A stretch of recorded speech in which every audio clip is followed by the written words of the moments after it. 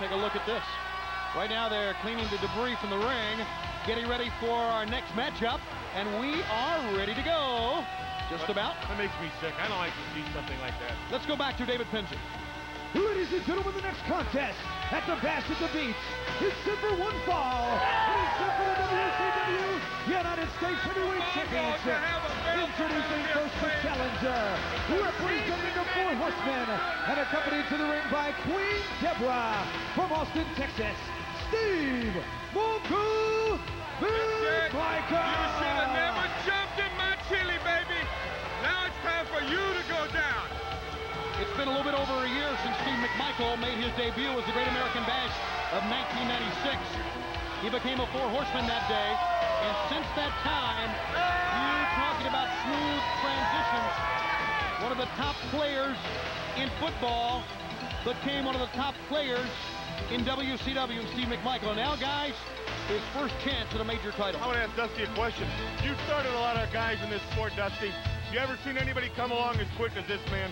No, he had the athletic ability and the moves and the know-how and the determination to be a champion. Tonight, he gets that opportunity right here against tradition. I think he's on a roll. I think he's going to win His opponent that title. from Music City, USA, the WCW United States Heavyweight Champion,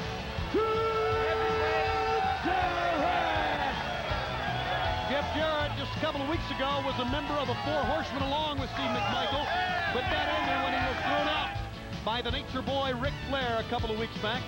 So now he is no longer a member of the Horsemen, but still uses that figure four leg lock. When he first came here, Dream, he used the figure four out of respect of Ric Flair. Yeah. But now he has really perfected it on his own. Well, he uses it now to win matches. You know, hey guys, let me ask you real quick. Can you feel the tension Yes, I in this can. building as we start to build this thing?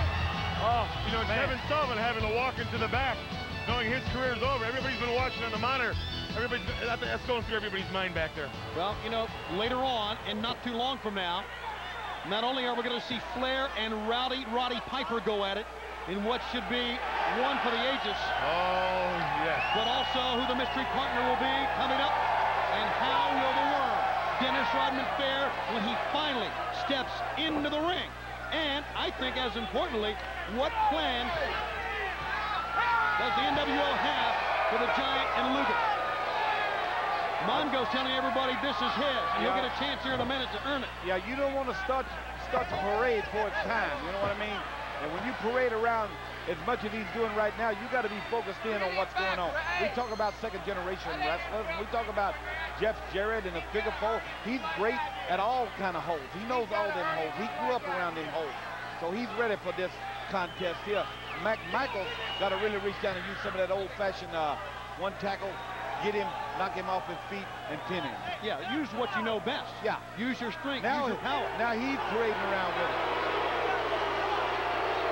See, that's one upmanship.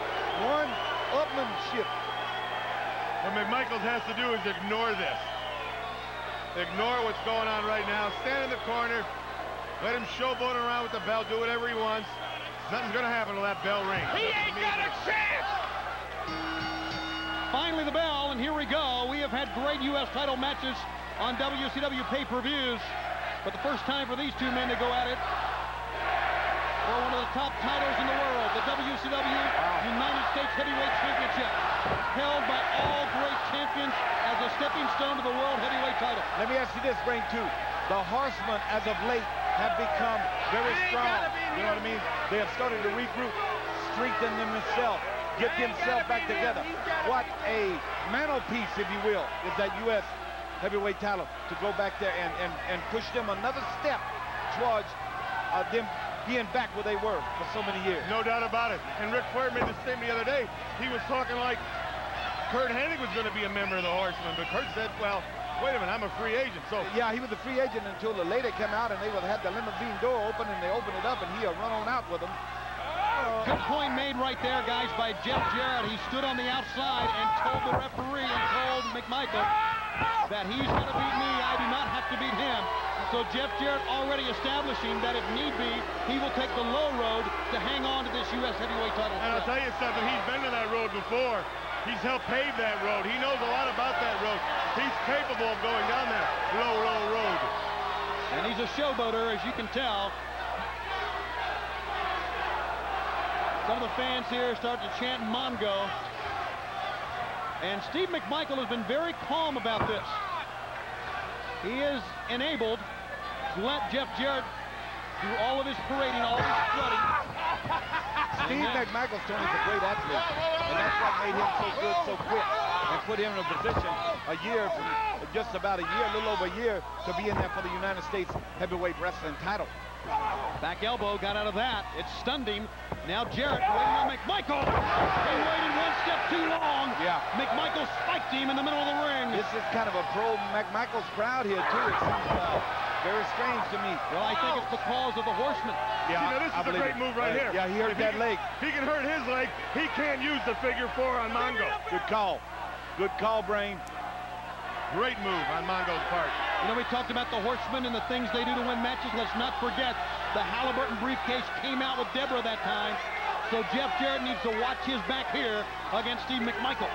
Well, you know, for a long time, we thought there was something going on between Deborah McMichael and Jeff Jarrett. You know what I'm talking about? But surely she showed which side her bread is buttered on.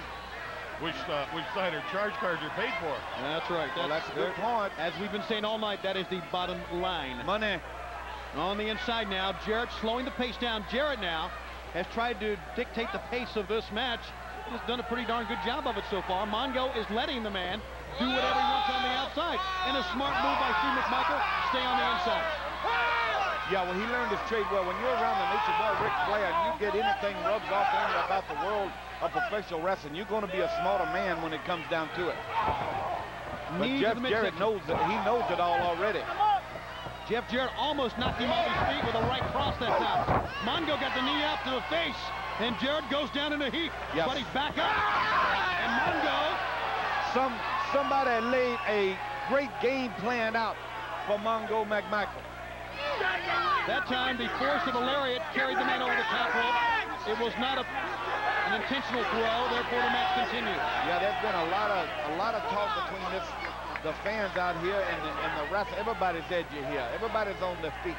They've been that way since they got here. They were lined up last night. NWO does that to you. This is what Mongo did not want. No, he didn't want this at all. He did not want to go on the outside. He wanted to stay on the inside. This is why. Oh, cracked him. Jarrett turns his back away from McMichael. Believe you me, that head of McMichael has been slapped around before. Yeah, but he's usually got a helmet on it. Well, and see, he rebounds from that. Jarrett tried to put the brakes on, but I think the knee that time hit that safety rail. Yeah, and he needs to go ahead and take him and put him in the middle of the ring or throw him back in there, get out from that mess out there, and go back and take care of your business. I'm talking about Mongo McMichael. Good game plan, really on top of it. He's bigger, he's stronger, he's faster. He may not be wiser. Now he's choking him with an electrical car. And he's very close to getting disqualified. Probably the opportunity of a lifetime for Mongo here. Don't blow it on a disqualification. Get him in that ring. Jeff Jarrett beats him in the ring right here now. Can he? Well, he can't capitalize. He's taking him back out. Jimmy Jett very tolerant that time. Had that gone in the inside, it would have been a disqualification. I'm going to tell you what, that move right there, there's been a lot of tape watching by McMichael. That move there, that elbow with the guy draped over was used by my partner Dick Murdoch. You know, and I know he's watching up there tonight. This event, mega event, Dennis Rodman, Hollywood Hulk Hogan, the Giant and Luger, and we just getting ready. We done seen somebody lose their career. Into the ropes, Mongo ducked low that time, and Mongo now picks him up. Whoa! And drops him down. Jarrett back up, and Jarrett back down. To use a phrase from the Brain, if we were going on the point system, Mongo would already won this thing. Well, Mongo has ruled the ring. Jarrett has taken his time. Jarrett told us, he says, he's got to beat me. 1, 2. Yes. He got his first chance that time. It was only a 2 count. Well, she's counting the birds and the jewelry right now. Don't leave home without it, honey. In the corner, here goes Mongo. Oh boy, hit his knee. Yeah, first mistake he's really made right there. Went rushing in there. Oh, look at this. Gonna try a football tackle. How about this? You're right. Out of the 3-point stance, it's Jeff Jarrett. And Jeff Jarrett goes to the knee. successfully as well. Well, I'll tell you what, that was really surprising. I guarantee you guys gonna go back and try to get it one more time. How about this? Jarrett said, come on, All-Pro, and Jarrett decks him again. Well, that's pretty easy to do when you consider Mongo can't stand on 2 good legs. He only got 1 good leg now. Jarrett, maybe the prelude here to the figure 4, and that's what it is. Going in for the figure 4, Tone, you were right. What's Deborah doing up there? The referee standing between Jeff Jarrett and Deborah. Oh, no. Deborah. Oh, got him right in the elbow. Oh, right on top the noggin. I don't like the look of this. This don't look right to me. 1, 2, No. 3. Jarrett wins. Hey, that got me dumbfounded. Jarrett wins. As he got the briefcase. Wait a minute. Wait a minute. What in the world happened here? What? I'll tell you what happened. You know what happened. Well, did he? Look, and she's applauding. Oh, man. Oh. She handed that to Jeff Jarrett. She's looking at Jeff Jarrett. Oh, hush my mouth. Hush my mouth. You know, I wasn't sure if he just took it out of her hand or she handed it to him, but it's really obvious now. Oh, they're going to need a restraining order on Mongo McMichael. I Yes, they guarantee are. if they plan off going romancing anywhere. Does the word community property mean anything to you, Mongo? Wow, what a lick he took. He dominated that match too, Tony. Oh, this makes me sick. I couldn't believe her doing that. Women have become involved tonight big time right here. She betrayed her husband.